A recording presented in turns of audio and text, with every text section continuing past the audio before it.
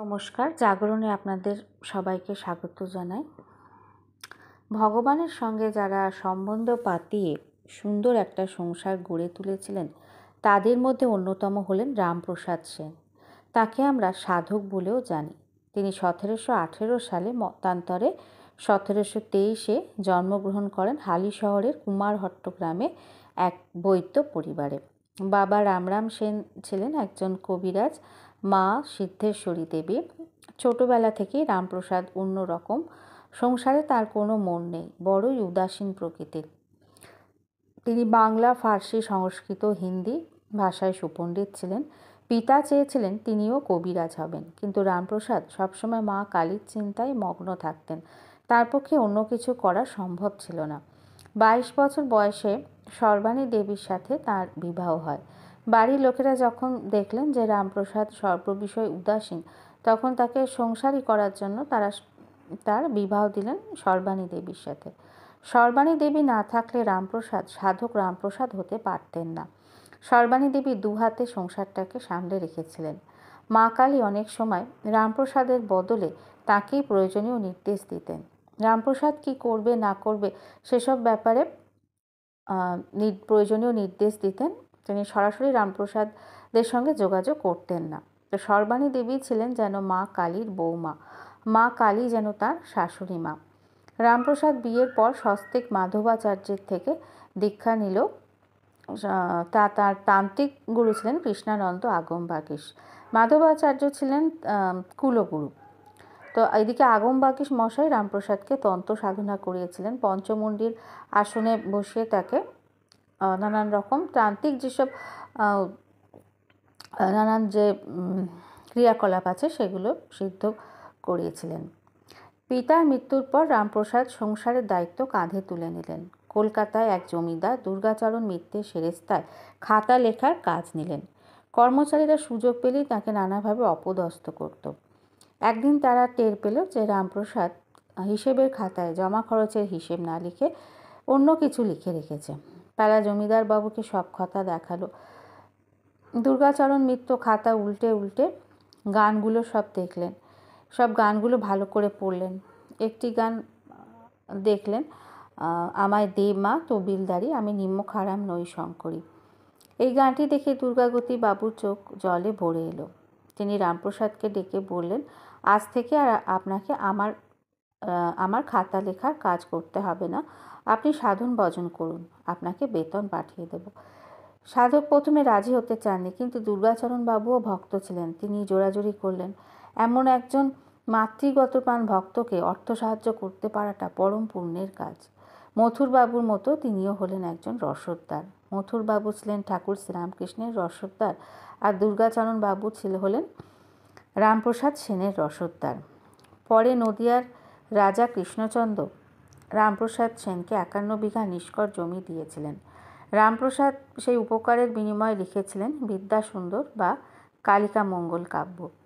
তিনি রাজার থেকে কবিরঞ্জন উপাধিও পেয়েছিলেন, কিন্তু বারবার অনুরোধ করা সত্ত্বেও সভাকবির পদ নিতে চাইলেন না। সিরাজদৌল্লাও তার গান শুনে মুগ্ধ হয়েছিলেন। রামপ্রসাদ মা কালীর দর্শন পেয়েছিলেন। অনেক গল্পই প্রচলিত আছে।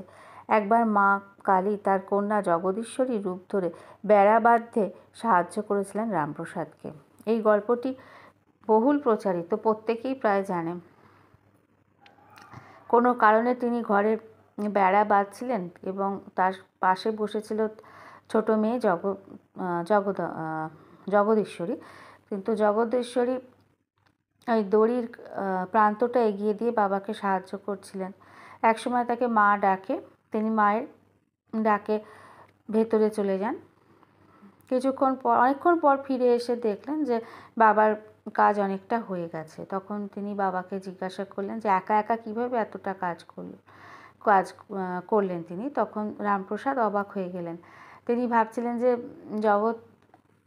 জগদীশ্বরী তাকে বেড়া বাঁধতে সাহায্য করেছে। তো পরে দেখলেন যে জগদীশ্বরী মা তাকে বেড়া বাঁধতে সাহায্য করেছেন। তার মেয়ের রূপ ধরে এসে তাকে যথাসময়ে সেই দড়িটা এগিয়ে দিয়ে গেছেন।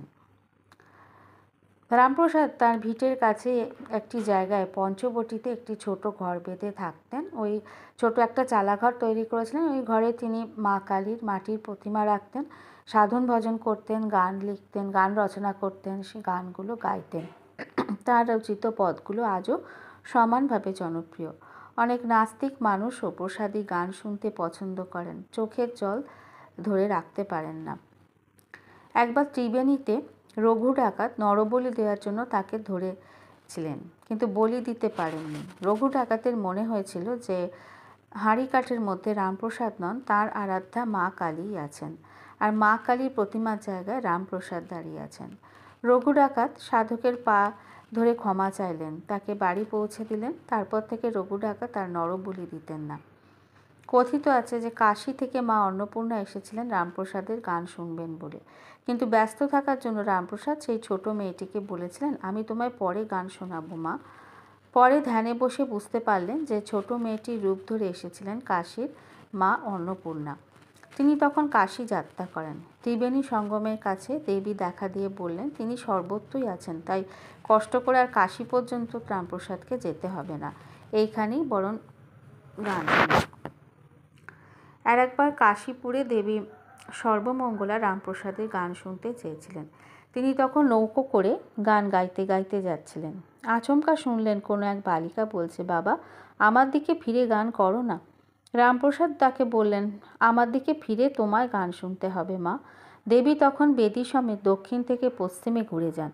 রামপ্রসাদের জীবনের অনেক ঘটনা, অনেক গল্পই আমরা জানি। তার মধ্যে আরেকটি গল্প হচ্ছে যে একবার তিনি একটি ঘটনার কথা বলবো, যে এই সময় তিনি ফুল পাচ্ছিলেন না, কিন্তু তার খুব ইচ্ছা হয়েছিল তার যে মায়ের যে প্রতিমা পুজো করতেন সে তাকে ফুল দিয়ে, পদ্ম ফুল দিয়ে সাজাতে তার খুব ইচ্ছা হচ্ছিল। তো একদিন মা কালীকে তিনি নিজের মনোবাসনার কথা খুলে বলেন ধ্যানে বসে। তো তার তখন মনে হলো যে কেউ যেন কানের কাছে তাকে বলছে যে গাব গাছে, বাড়ির উঠোন প্রান্তে যে বাড়ির বাগানের মধ্যে যে গাব গাছ আছে সেখানে যেতে বলছেন, সেখানে অনেক পদ্ম ফুল ফুটে আছে। তো রামপ্রসাদ সেই কথা মতো তিনি বাগানে গিয়ে দেখলেন যে গাব গাছে অনেক পদ্ম ফুল ফুটে আছে। তো তিনি সেই পদ্ম ফুল তুলে তখন মাকে সাজালেন, নিজের মনোবাসনা পূর্ণ করলেন।